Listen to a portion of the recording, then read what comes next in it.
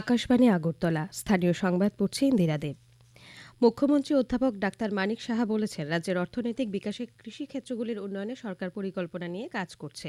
কৃষিক্ষেত্রের সাথে যুক্ত জনগণকে অর্থনৈতিকভাবে স্বাবলম্বী করে তুলতে ব্যাংকগুলিকে এগিয়ে আসতে হবে। গতকাল সচিবালয়ে ১৪৭তম স্টেট লেভেল ব্যাংকার্স কমিটির সভায় তিনি কথা বলেন। মুখ্যমন্ত্রী বলেন, প্রধানমন্ত্রী Mudra Yojana, stand up India, ক্ষুদ্র, ছোট, মাঝারি এন্টারপ্রাইজের মতো ক্ষেত্রগুলিতে ঋণ দেওয়ার সুবিধা রয়েছে। এসব ক্ষেত্রে ব্যাংকগুলিকে ঋণ দেওয়ার কর্মসূচি আরও বেশি করে নিতে হবে। সভায় মুখ্য সচিব J K Sinha, Punjab national ব্যাংকের general manager Kaushik Chattopadhyay, reserve bank of ইন্ডিয়ার জেনারেল ম্যানেজার সুরেন্দ্র নিডর, নগর উন্নয়ন দপ্তরের সচিব অভিষেক সিং প্রমুখ উপস্থিত ছিলেন।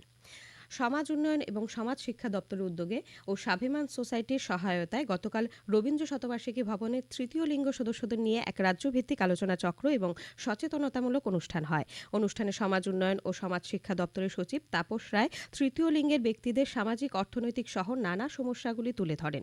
তিনি বলেন, তৃতীয় লিঙ্গের সদস্যদের আইনগতভাবে সুরক্ষা দিতে, সমাজে সম্মানজনক স্থান করে দিতে এবং তারা যাতে সকলের সঙ্গে স্বাভাবিক জীবনযাপন করতে পারেন তার উদ্যোগ নিয়েছে রাজ্য সরকার। তিনি আরও বলেন, তৃতীয় লিঙ্গের উন্নয়নে রাজ্যে স্মাইল প্রজেক্টের স্কলারশিপ প্রদান এবং মাসে ২,০০০ টাকা করে সামাজিক ভাতা প্রদানেরও ব্যবস্থা রয়েছে।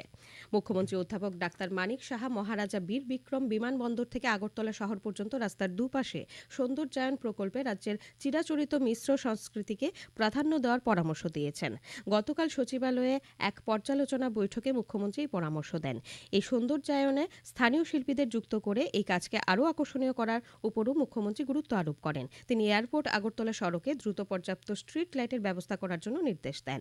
বৈঠকে আগরতলা পুর নিগমের কমিশনার তথা স্মার্ট সিটি প্রকল্পের মুখ্য কার্যনির্বাহী আধিকারিক ডক্টর শৈলেশ যাদব জানান, আগরতলা রাধানগর মোটর স্ট্যান্ডে একটি আকর্ষণীয় ফুটওভার ব্রিজ নির্মাণ করা হবে।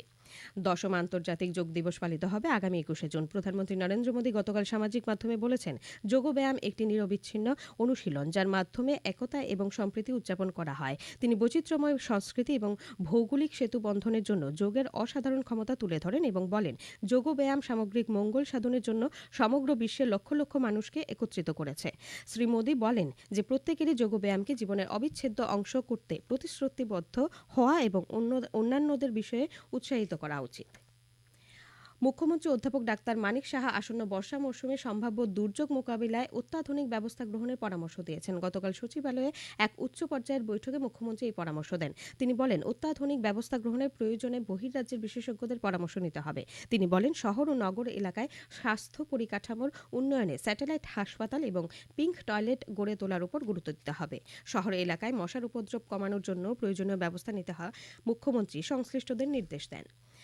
ভারতের আবহাওয়া দপ্তর আগামী ৩ থেকে ৪ দিনের জন্য উত্তরপ্রদেশ, হরিয়ানা এবং দিল্লি সহ পূর্ব ও উত্তর পশ্চিম ভারতের কিছু অংশে তীব্র তাপপ্রবাহ পরিস্থিতির জন্য কমলা সতর্কতা জারি করেছে। দপ্তরের বিজ্ঞানী ডক্টর আর কে জেনামানি আকাশবাণীকে বলেছেন যে পুনরায় তাপপ্রবাহ থেকে তীব্র তাপপ্রবাহ সৃষ্টি হয়েছে এবং প্রধানত উত্তরপ্রদেশ এবং দিল্লিতে তা অব্যাহত থাকবে। তিনি বলেন, এই সময়ে তাপমাত্রা ৪৩ থেকে ৪৫ ডিগ্রি সেলসিয়াসের মধ্যে থাকতে পারে। আজ জামাই ষষ্ঠী। বাংলার লোকায়ত রীতি অনুসারে মাতৃত্বের প্রতীক ষষ্ঠী দেবীর পার্বণ থেকে এই প্রথার সূচনা। পুরাণকালে প্রতি বছর জ্যৈষ্ঠ মাসে ষষ্ঠী তিথিতে প্রথম প্রহরে ষষ্ঠী দেবীর পূজার আয়োজন করা হতো। এই পার্বণ অনুসারে মেয়ের মুখ দেখতে এবং মেয়ের দ্রুত সন্তান লাভের কামনায় মেয়ে জামাই আদরের পরিকল্পনা করা হয়। সেই অনুযায়ী জ্যৈষ্ঠ মাসে শুক্লা তিথিতে পালিত হয়ে আসছে জামাই ষষ্ঠী উৎসব। সেই রীতিমাফিক ষষ্ঠী পূজার দিনে চলে প্রীতিভোজ ও আনন্দ উৎসব।